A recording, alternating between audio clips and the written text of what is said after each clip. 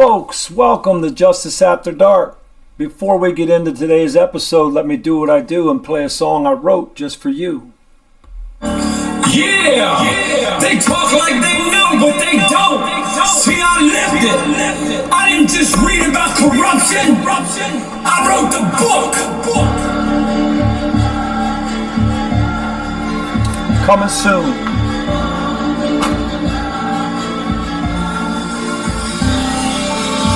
I walked the line with a badge on my chest, truth in my holster, pain inside my vest.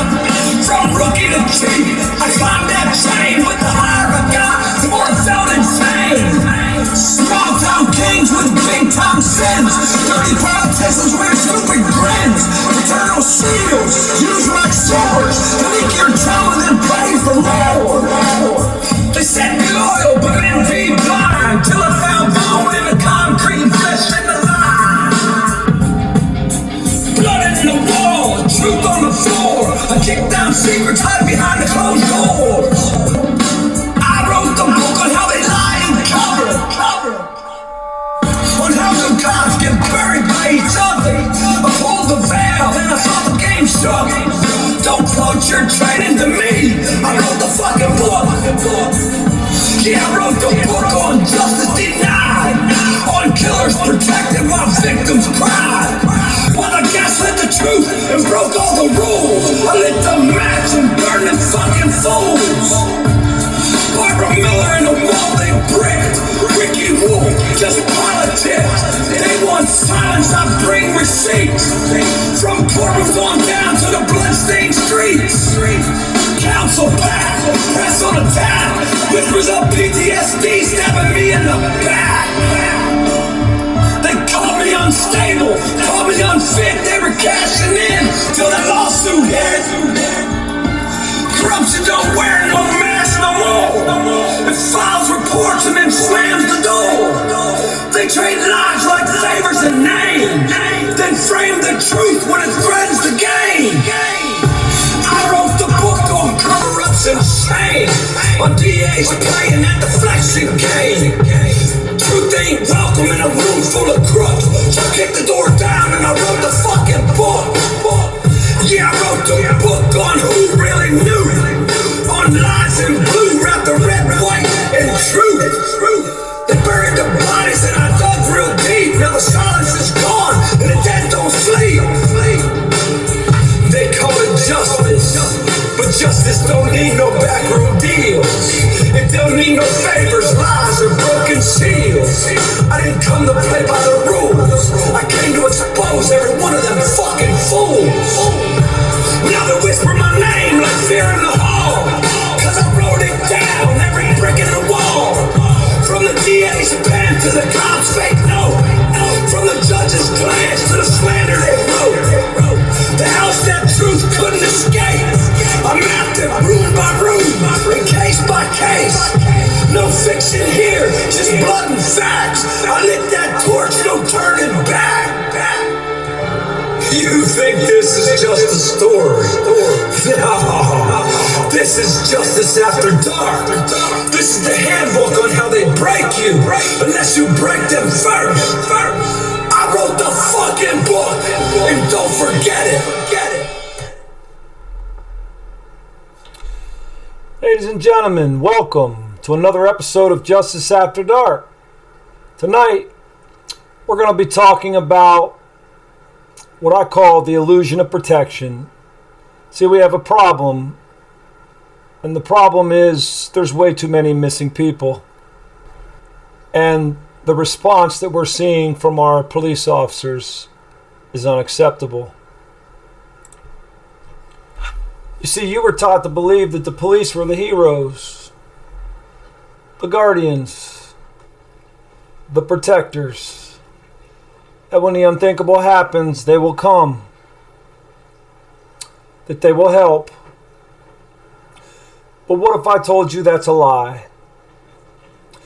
What if I told you cops pick and choose what they will respond to and what they won't?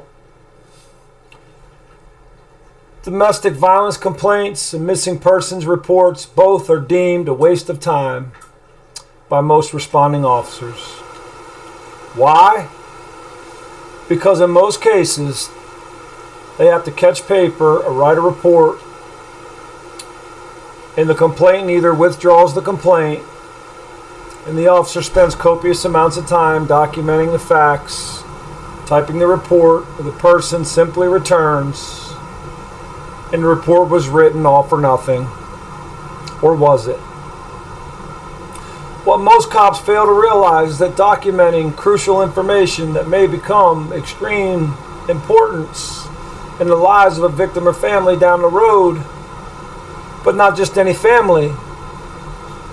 That family is a member of the community that officer raised their right hand and swore an oath to serve. This is unacceptable, folks, and it's a problem that happens way too often. So let me make this perfectly clear to all the cops out there. Who am I? Let me tell you who the hell I am. I'm a 22-year law enforcement veteran. I call myself the chief because I earned it. I held every rank from patrolman, corporal, sergeant, agent, lieutenant, captain, assistant chief, and then ultimately chief of police. And the crap I'm seeing and reading with my own two eyes, my own two ears, well, you wouldn't last 5 seconds under my command. I fired 5 cops under my command, and not a single one got their jobs back. No, I'm not bragging. I'm just proving the point because accountability matters. In fact, most of you in this, what I call new age impersonators, you would get what I call the paper slide. And if you were working for me and I simply heard you bitching and griping about taking too many reports or being overworked, I'd slide a piece of paper right in front of you, slide it right across the desk to you, and I'd say it's very simple. Here's what I need you to do. I need you to take this piece of paper and I need you to write 2 words on it, I quit, and hand it to me. And then turn your shit in, clean out your locker, and don't let the door hit you on the way out. That's what would happen if you worked for me. Because when someone's child goes missing or someone's sister disappears, when someone's brother disappears only to discover a few weeks later that they were murdered, far too often it's because you didn't come. You didn't take the report. And if you did respond, you adjusted your sunglasses, took your little gloves off, and tucked your hands in the armpits of your outer vest carrier that you wear nowadays. And you'll rock up on your toes, look down on the person that's making the report because you're better than them. And then you give the same speech that you give to everyone else, that you gave to hundreds of others. Don't worry. They'll probably be back in a few hours. They probably just went for a walk. Or maybe they just needed some space and they'll be back. Why don't you just wait a few days? And if they haven't returned, we'll come back out and take a report. Sadly, most people agree because they don't know police policy. And they believe if an officer tells them that they have to wait 24 or 48 hours, that they actually have to wait 24 or 48 hours. Well, folks, I'm here to tell you that that is what I call bullshit. There's no such thing that you have to wait 24 or 48 hours. And if a police department has that in a policy somewhere, you need to find out. And you need to go straight to the mayor's office, straight to whatever political entity is in charge of your police department, and you need to demand. You need to have a petition signed. You need to go in there in numbers and demand that that policy be rescinded immediately, because that policy is getting people killed. The truth of the matter is, when you call back the next day, the day after your loved one didn't return, you speak to another officer and you're fed the same old sales pitch. But this time it's just a different officer performing the same ritual. And when they finally do their jobs and take the report, it's already too late. The golden hour has passed. And whatever trace that was there to follow now is likely gone. And we tolerate this. Why? Because it's the standard we allow from our police. Let me say it again. It's the standard that we allow for our police. Me personally, I'm sick and tired of seeing the garbage about how the police are mistreated. I don't believe the police are mistreated at all. This ain't high school no more, Bubba. And your community didn't steal your lunch money. It's all your fault. It's your fault. Because your hiring practices, they suck. When I became a police officer, the competition to become a police officer was so rigorous. There was hundreds and hundreds of people lining up that wanted to be police officers because they believed that they could make a difference. My daddy was a police officer for 31 years. I'm what they call a legacy officer. I have what they call blue blood. I was raised in that system. I learned from the time I came out the womb how to operate within your system. I mastered your system. In fact, I wrote the fucking book on your system.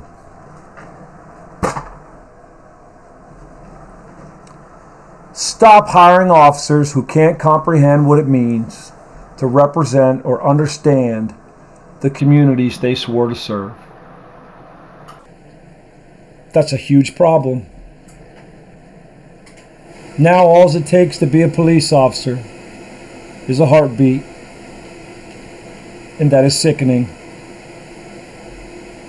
I don't care what the media portrays or what you see on television about defund the police and all this garbage that's going around, because quite frankly, that's all just lip service. It's all just noise.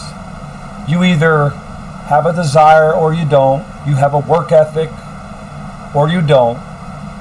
And most of you wearing a uniform today don't have a work ethic. You have no desire. You want to play on your cell phones and drive around with your sunglasses on and look cool. This ain't high school anymore, Bubba. This ain't high school anymore. The truth of the matter is, most officers forget their oath before the ink's even dry. See, they swear in before city council, they raise that right hand and they swear to an oath to protect and serve you, the people. And before they exit the council chambers, and before the ink on that paper that they just signed is dry, they've already forgot the oath they just recited. This isn't just about a few bad apples, people. It's about a whole damn rotten orchard full that are protected by silence and funded by fear and fueled by power. Let me show you how it works. Let me show you some real names and give you some real examples of how the system works.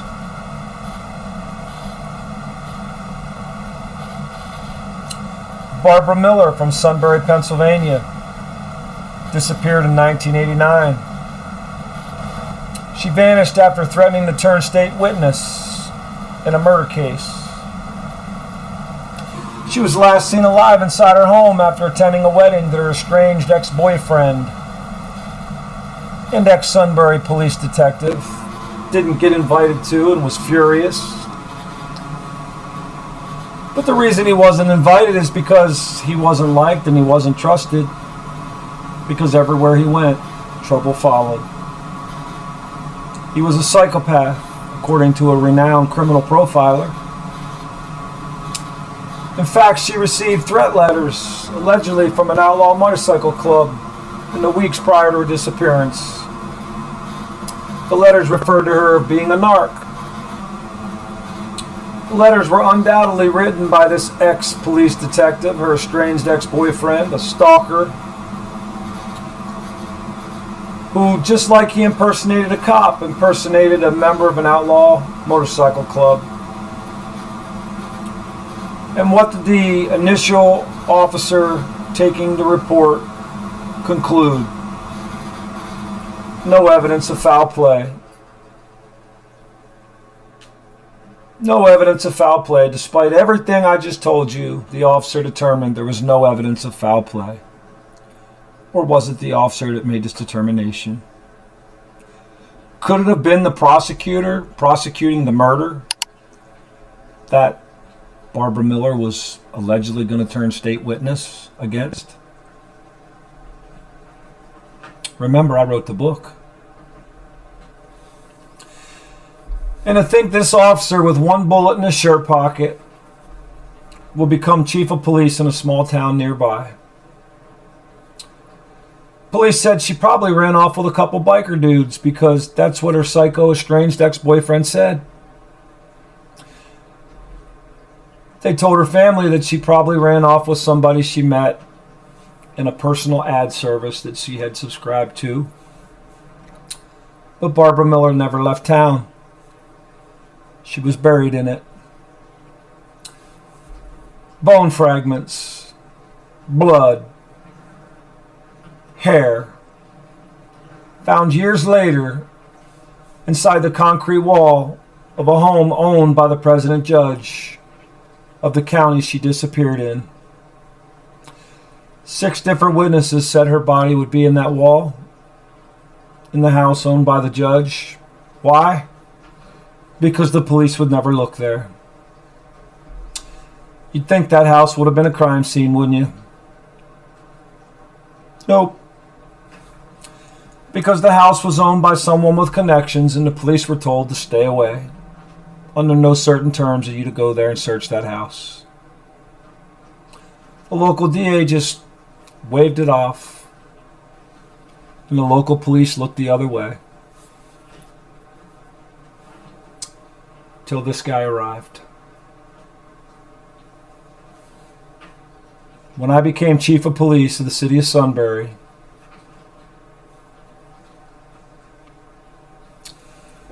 I tore those walls to the ground.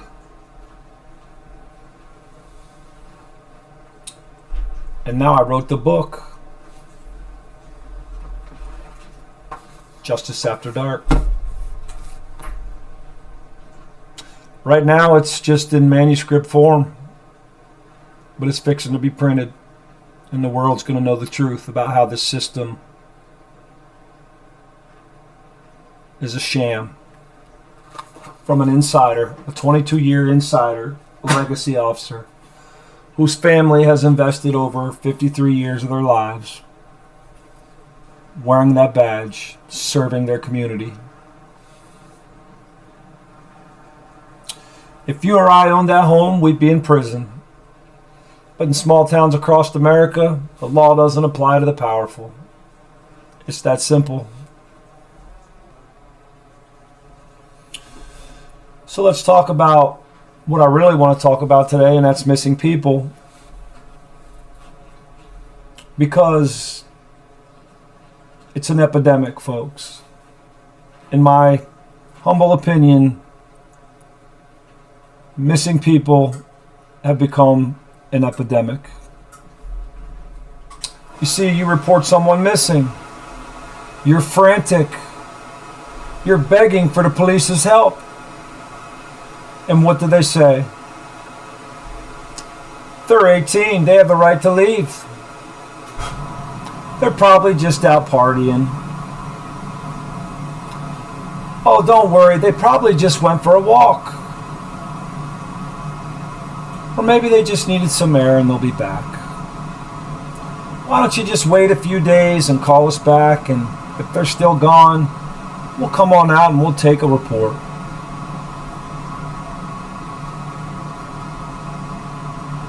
If you work for me, you're fired. That's not an investigation. That's a dereliction of duty. That's indifference wearing a badge. That's not a standard that we will no longer accept. Do your stinking jobs. Hundreds, thousands, even millions have donned that badge long before you were ever born. Don't think for 1 second that you're going to disgrace it and trample on all of us who wore it before you, because there's lots of us out there watching, listening, and we're taking it all in. And to be quite frank with you, we're embarrassed. In fact, we're downright pissed at the low standards that you're setting. You're watering down what was once a noble profession and impersonating what I call the real police. The 80% of police officers wearing a badge who believe that they're truly doing it to make a difference for the right reasons, the blue-collar cops.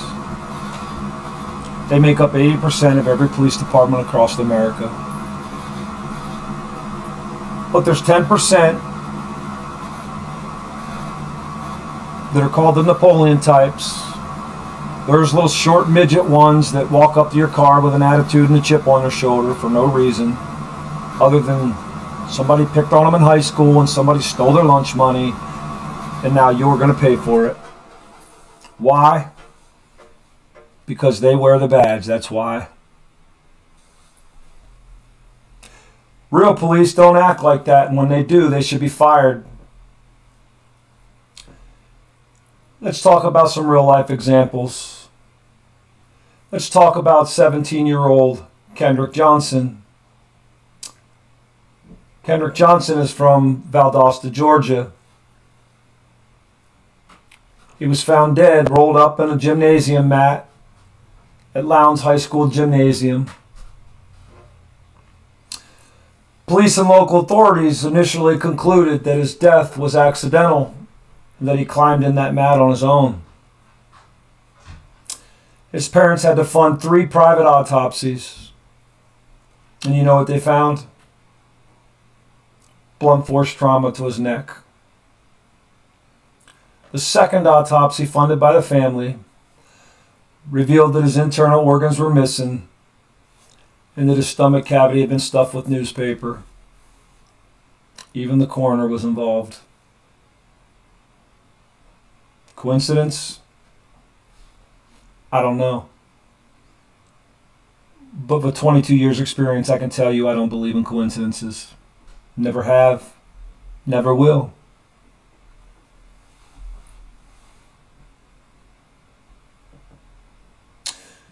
The troubling thing is, was there a cover-up in this case? Something stinks in Denmark. Then when the family filed a lawsuit, it was dismissed, and they were punished and had to pay legal fees for all the defendants that the family tried to sue. What would have happened if Kendrick was white? What if he was a white quarterback of the football team at a Georgia high school? What if he was the son of a political contributor? Would the case have been ruled accidental then? Would the family have had to fund 3 private autopsies to find answers to what happened to their loved one? Probably not. There would have been outrage and most likely justice. Not in this case. No charges. No arrest. Then there's Daniel Robinson, a black geologist who went missing in Arizona. It was weeks before the police even went searching for him. Weeks, folks. Weeks. His car was found with its airbags deployed. Not a single trace of him. The cops just shrugged their shoulders. I don't know. We don't know. No evidence of foul play. No evidence of foul play, they concluded. How hard did they look? After all, they waited weeks before they even started searching. And by then, any potential evidence that could indicate otherwise could have been washed away or, worse yet, destroyed by both the elements and any potential bad actors that may have been involved. We're waiting on leads, they said. No urgency, no concern. This isn't just laziness. This is a death sentence wearing a uniform, is what it is. Let's call it what it is. It's not laziness, not anymore. It's happening too often. This is a death sentence wearing a uniform. Some will say this is a training issue. I will argue no, it's not a training issue. It's a supervision issue. It's a hiring practice issue.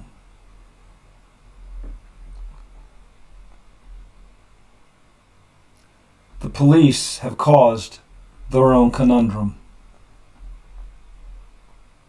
Let me say it again. The police have caused their own conundrum. I believe that wholeheartedly, or I wouldn't say it. What if Daniel was a police officer's son? What then? Would there have been a sense of urgency then? See, I believe that every cop should approach every investigation, every report, with the same viciousness they would if their loved one, a member of their family, was a potential victim. After all, aren't the police supposed to be a member of the communities that they were sworn to serve?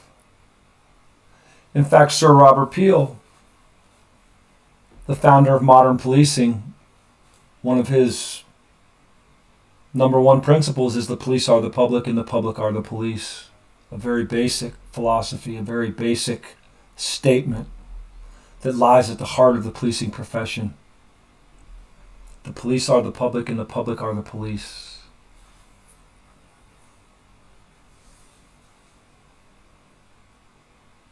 So why aren't the police a part of the community they're serving? It just makes too much sense, doesn't it? See, they don't live in your community. Most of them don't. Some do. Very few. Most live 20, 30 miles away from the department that they're serving, the communities that they're serving. Why? Because they don't want their families being affected by the job that they aren't doing. Let me just make that clear, that they aren't doing. They will tell you that they don't want to live in the community that they're policing because they don't want the bad guys that they put in jail to get out of jail and target their families. That's bullshit. They don't want to live next door to you because they don't want to be held accountable. They don't want you knocking on their door when trouble strikes. Like the community I lived in growing up as a boy used to do when my daddy was a policeman. See, I remember the incident like it was yesterday, the day I decided I was going to be the police like my daddy. We were sitting at home, minding our own business. It was almost bedtime. There's a knock at the door. And it's a neighbor, and they're frantic. And they're telling my daddy that there's a man up the street in an apartment above the bus stop with a shotgun, threatening to kill everybody inside. And I watched as my daddy slipped on his patent leather shoes, because that's what he wore. That was his trademark, his patent leather shoes. He grabbed his 6-shooter revolver. No vest. There was no time for that. And he ran down the street and confronted this shotgun-wielding gunman with little Timmy in tow, because I knew my daddy needed backup. And I made it about halfway to the bus stop before I got snatched up by my mother and taken back to the house, and I was terrified for my daddy. Luckily, we lived in a small town and backup wasn't far away. But that was the day I decided to become a police officer. That was what real police do. I learned from one of the best. Let's talk about Elijah McLean from Aurora, Colorado. A 23-year-old introvert and violin player. He liked to walk around wearing headphones and listening to music. And one day he was walking home from a store. He was a little bit different, and that made him dangerous.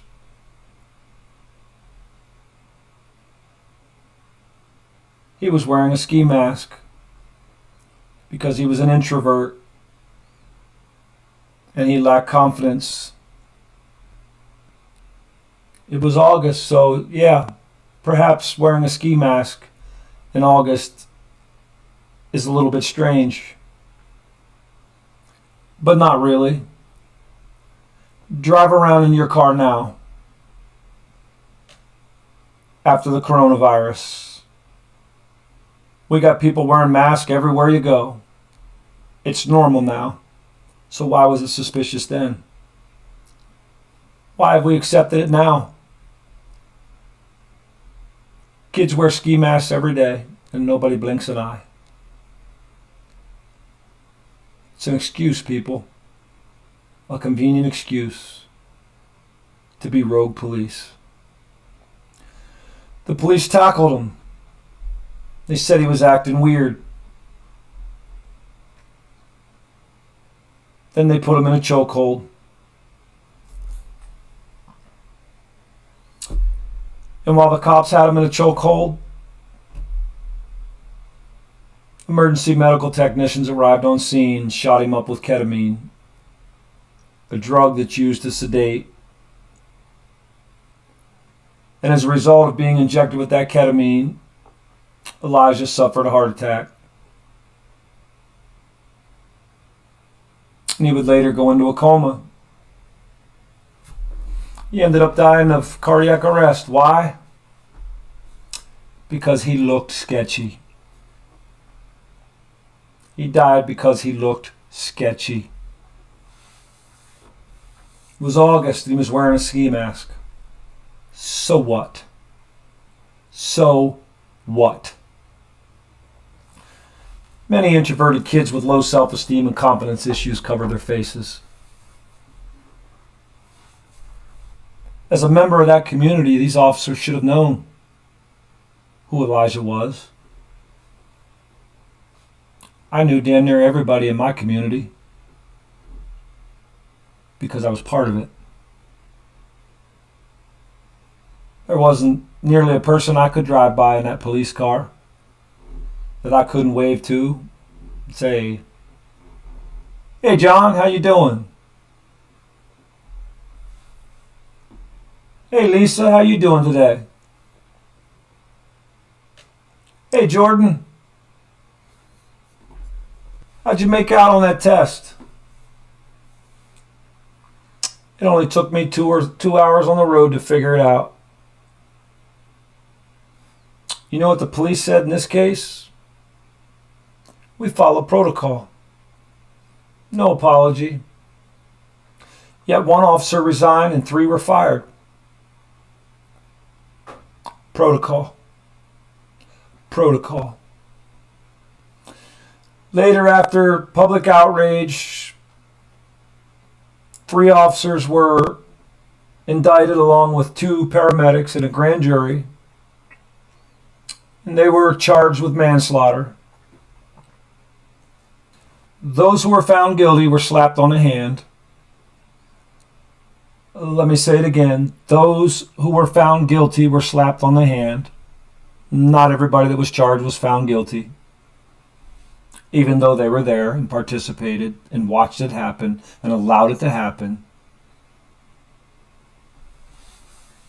Those who were found guilty were slapped on the hand, given probationary sentences and very little jail time, if any at all. Protocol. Elijah was murdered by a system that fears what it doesn't understand and protects those who wear a badge and think it entitles them to be the judge, the jury, and the executioner. I'd be willing to bet all involved likely had a history of disciplinary complaints. Most killer cops do. That's a fact. Most killer cops, you will find out, have a history of complaints filed against them. And because we're allowed to unionize, most of the time, police officers get a slap on the hand. They get their patty smacked. And that's why they become killers. With every policy violation they get away with, they become more emboldened. And they go a little farther, and a little farther, and a little farther, till one day, they're snuffing the life out of somebody. Zero accountability. Zero. Now let me ask you this. Have you ever tried to file a complaint against a cop? Go ahead. Try it. You'll be ignored. You'll be labeled a problem. And you will be targeted. I promise you that.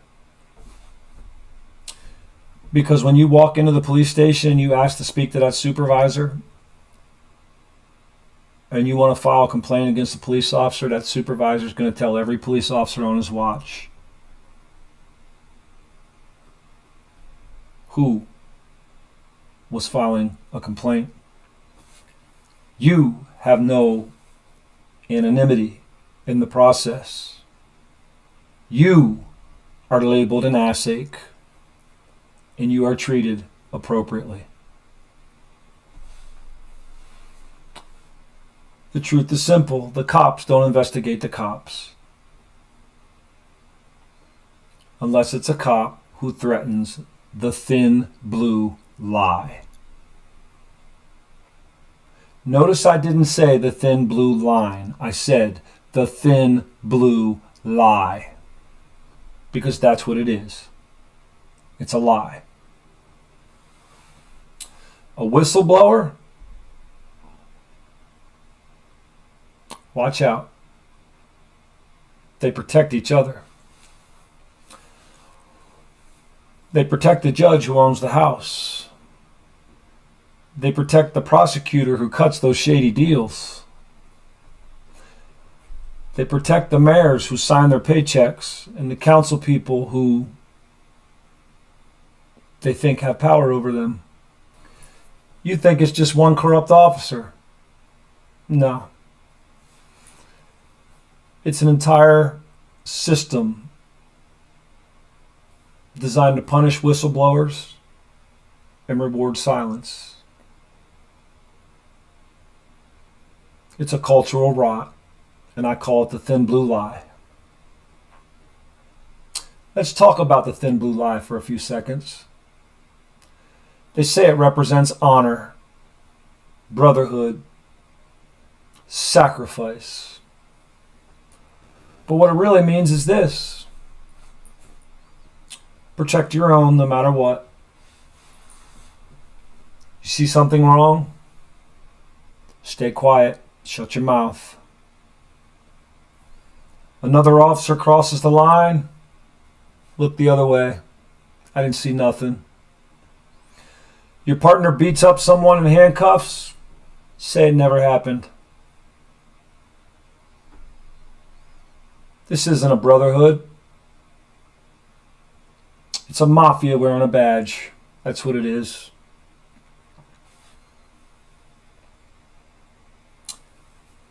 The thin blue lie is the largest street gang in America, folks. There's over 850,000 policemen in the United States of America. One of the largest street gangs ever assembled. If you break the code, the thin blue lie, you're labeled a traitor. You're exiled. And your life is destroyed. That's what they did to me. And now I wrote the book. I wrote the book. This book that I'm holding in my hands right now is basically a manuscript. I'm working on the publishing piece as I speak to you right now. And in that book, I describe things that you only know if you've been behind the curtain.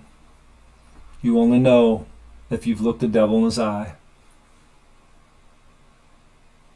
I know it all. And I wrote the book.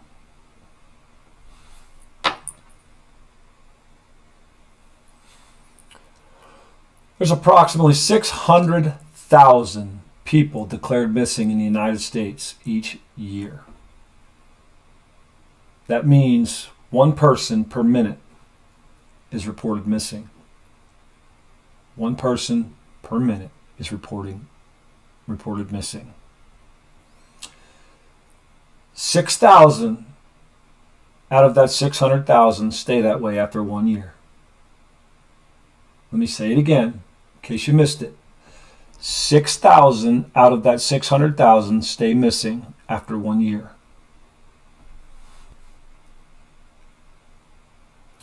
But you know what that 600,000 is? That's 600,000 police reports. That's a lot of police reports that don't write themselves. And the worst part of policing is writing reports. I don't know a cop that likes writing reports. I didn't like writing reports, but you know what? It's the job. Do your stinking job. Documentation. There's no machismo in writing a report. But I've seen officers sitting at the computer with their sunglasses on. And I tap them on the shoulder and say, "Hey dude, you're inside. What the hell are you wearing your sunglasses for? You look ridiculous. You look like an ass clown. Take them off." Report writing's a pain in the ass. To be honest with you, it's a pain in the ass. But it's a necessary pain in the ass. And it needs to be taken seriously. In Pennsylvania, where I live, we have a 42-mile stretch of mountain where 18 people have been reported missing. 3 of them have been discovered to be homicides. I call this 42-mile stretch of Sharp Mountain the Bermuda Triangle of Pennsylvania. If you enter this 42-mile stretch, you may go missing. And nobody's coming to look for you. The only people in that 42-mile stretch of landmass that are doing any searching are the families of those who went missing in that area. 3 of them were determined to be homicides. In the other cases, there's no investigation. No searching unless the searches are conducted and organized by members of the missing person's family. So why is this tolerated? Because most people don't understand police protocol. Most people trust the police, but fail to demand accountability and a return on their investment. You pay taxes that fund their standard of living. Shouldn't you have a say in whether or not your return on investment is acceptable? So what do? We stop pretending that this is just a few bad apples. We stop waiting for the police to hold themselves accountable. And we demand changes. We demand that the first officer that responds takes this serious. We demand that a report is filed and an investigation into every missing person is conducted immediately. Let me say that again. We demand that an investigation into every missing person is conducted immediately. We demand a risk assessment be conducted in every missing person's case to determine how to respond appropriately instead of not at all. What's a risk assessment? Well, it doesn't exist in majority police departments across the country. That's why we fail miserably in missing person cases. That's why we have so many cold cases, because we fail miserably in the area of taking missing persons reports. We fail to conduct a risk assessment. A simple assessment to determine the risk of this person being one of those who fall outside of our theory, our hypotheses. While 9 out of 10 probably do return, 1 out of 10 does not. Is that number acceptable to you? Because it's not acceptable to me. 1 is one too many. 1 is one too many. The way an investigation is conducted in the first few hours after a report is made is called the golden hour, and it may affect the outcome of the entire situation. Officers should immediately stop making assumptions and operating off of theories or hypotheses, because most of the time your theories and your hypotheses are dead wrong. Supervision. What is that? That's what's absent in most missing person cases. The men and women who have stripes on their sleeves and brass on their collar, those people, it's their job to ensure a proper report is written and that appropriate follow-up is conducted. But they're missing in action. Why? I'll tell you why. Because they've earned the right to be lazy. All officers in police departments are investigators, are they not? So why don't they act like it? Don't patrolmen investigate traffic accidents and assaults? So why not missing persons? Is it really above their pay grade? Or is it merely within their lazy range? Why are supervisors not following up with reports of missing persons to ensure they don't become one of the 4,400 unidentified bodies recovered every year? Do the math. That's an average of 84 per state. Now keep in mind, larger states certainly have more than smaller states, but you get the point. It's not that hard to do the math. It's simple division. You divide 4,400 by 52 and you get 84. Is 84 unidentified people in your state acceptable? To you? It's not to me. How many is too many? Where is the line drawn in the sand? A supervisor's job is to ensure that every case is reviewed at regular intervals, not just when the report is taken, and then forget about it. A supervisor's job is to ensure that their subordinates are following up, but they don't do it. Supervision in policing is dead. They have failed. You, me, and the very communities they serve, they've failed them. Because right now, they failed Barbara. They failed Elijah. They failed Kendrick. They failed all of us. But the worst failure of all, zero accountability from we the people. Zero. The worst thing you can do is say nothing, letting them bury the truth with the bodies they never found.